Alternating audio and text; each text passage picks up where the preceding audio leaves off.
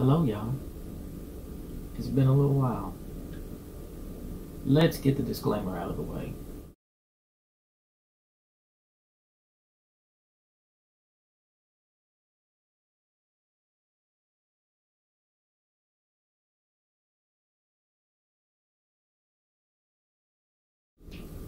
Fat is given different names depending on where it is located within the body. Subcutaneous fat is located just beneath the skin. It is soft, flabby, and jiggly. Here we have a picture of someone with what is clearly subcutaneous fat. As they are trying to button their pants, their hand is easily displacing the fat. Also, they are leaning over slightly, which is causing the formation of rolls. Here is another picture of subcutaneous fat. You can see that the fat is easy to squeeze and manipulate. You might not like the way it looks on your body, but when it comes to your health, I am not overly worried about it. What I am concerned with is visceral fat. Visceral fat is the fat around your internal organs. You've got your subcutaneous fat, then your abdominal muscles, and then your visceral fat beneath it.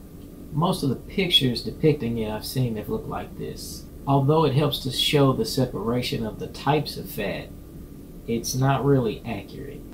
This is more of a realistic depiction.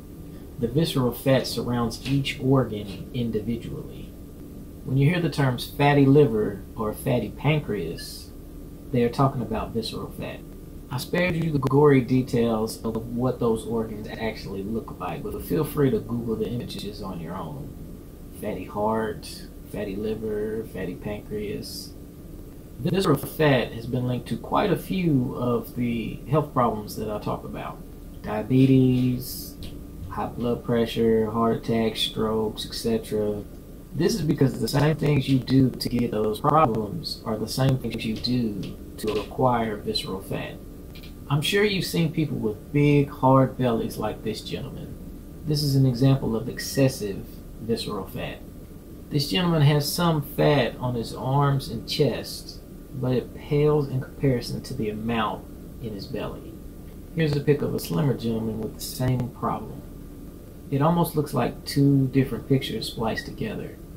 When someone with a lot of subcutaneous fat lies on their back, gravity causes that extra fat to fall to the sides. But when people with a lot of visceral fat lie on their backs, the stomach still protrudes upward. It does this because the fat has nowhere to go.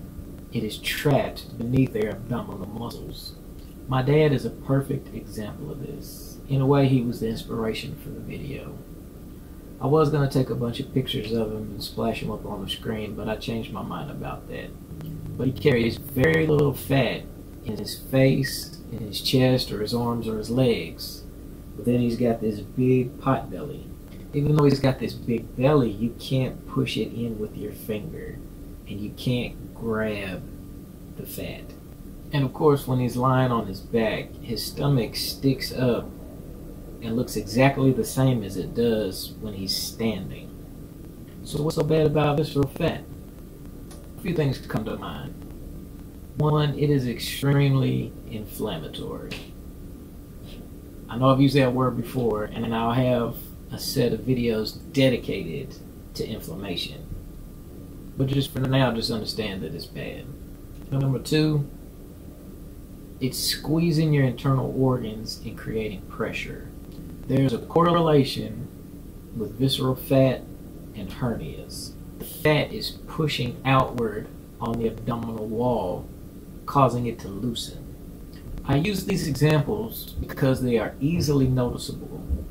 But by the time you look like that, you've been damaging yourself for a long time. Also, visceral fat and subcutaneous fat are not mutually exclusive. Just because your tummy jiggles doesn't mean you don't have visceral fat underneath. Back when I look like this, I'm pretty sure I had a lot of visceral fat going on in there. You don't even need a protruding belly to have too much visceral fat. There's a term for it, TOFI. Thin on the outside, but fat on the inside. So how do you know if you have too much visceral fat? I think that deep down, you already know whether or not you do. But what I did, I took me and my dad to get DEXA scans. DEXA stands for some crap that I'm going to have showing on the screen right now. We got our scans done at Eastern Kentucky University's campus, and they were $40 a piece. Now, most DEXA machines are used for bone density scanning, so don't assume that just because a place has a DEXA scan that they will be able to help you with this. Also, don't call. Send an email instead, outlining what you're asking for. I've come to learn that when you ask the medical professionals semi-unorthodox questions, it kind of throws them off, and it won't get you anywhere. During the DEXA scan, they'll have you take your shoes off, and you'll lie on your back on the machine as the arm of the machine moves forward and back across the platform that you're laying on and scans your body. The scanning process takes around 5 minutes. After the scan, they give you all kinds of information. Before I reveal his scan, let me say that Dad has more muscle and more bone density than most people his age. Dad had 3.63 pounds of visceral fat. For a visual representation, I have the size of 5 pounds of fat. So picture 80% of this being inside my dad's belly. He and I are about the same size. He's an inch taller, 5 pounds heavier. This is not good. The scary thing, though, is that he has less than the average amount for his age. I also got a DEXA scan. If you are guessing that I had 0 pounds of visceral fat, you would be so wrong. Oh my goodness. Oh my goodness, I was shocked, y'all.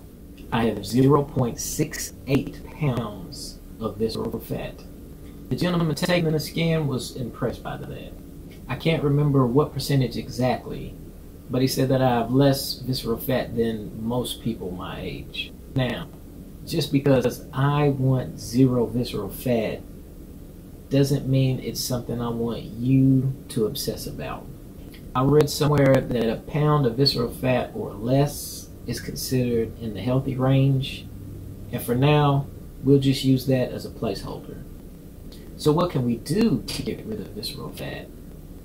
A lot of experts seem to think that you should just focus on losing fat in general, and by doing so, you will lose visceral fat. That is dumb and dangerous.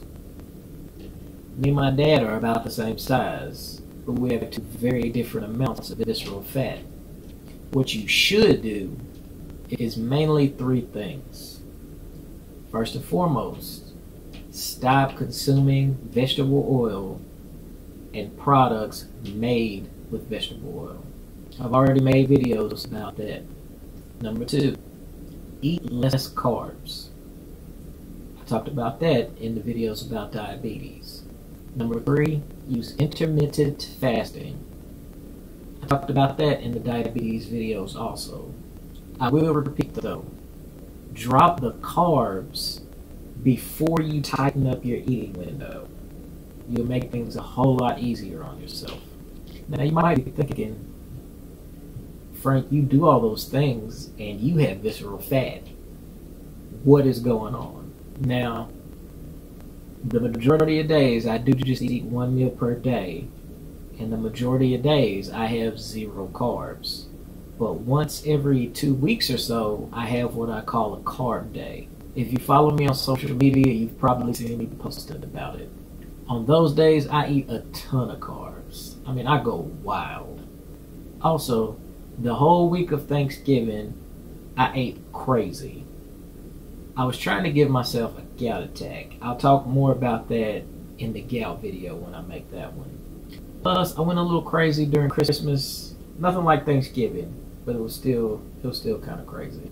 It may have been the holidays that led to the visceral fat, or it might just be my carb days in general that lead to the visceral fat. There is no medical benefits to my carb days. I only do it because I feel like I can get away with it. My heart is perfect. My arteries are squeaky clean. My blood pressure is good. My A1C is amazing. For the most part, those carb days don't seem to be bothering me. But this DEXA scan does give me something to think about. I'm glad I got these scans done. They'll give me a good point of reference for the future. Especially if I can get Dad to make the lifestyle changes that he needs. That's it. Hopefully I can get back into the habit of making these videos. Stay tuned.